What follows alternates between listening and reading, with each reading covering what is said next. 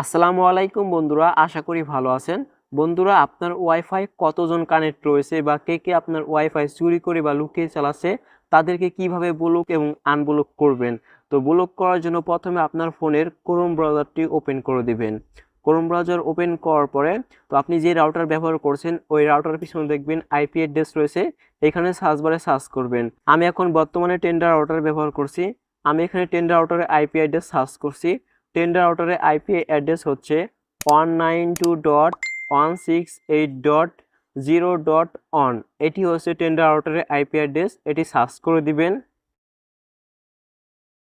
Search করার পরে ইন্টারফেসটি আসবে। তারপর উপরে ডান দিকে থ্রি লাইন রয়েছে, এইখানে ক্লিক করে দিবেন। ক্লিক করার পরে নিচে লেখা রয়েছে ব্যান্ডউইথ কন্ট্রোল, এখানে ক্লিক করবেন। ক্লিক করার পরে এখানে দেখতে পারছেন আপনার ওয়াইফাই কতজন কানেক্ট রয়েছে তার একটি লিস্ট এখানে রয়েছে। তো এখন আপনি যাকে ব্লক করবেন তার ফোনের মডেলটি এখানে দেখাবে। তো এখানে দেখতে পাচ্ছেন রেডমি 5, আমি এখন তাকে ব্লক করব।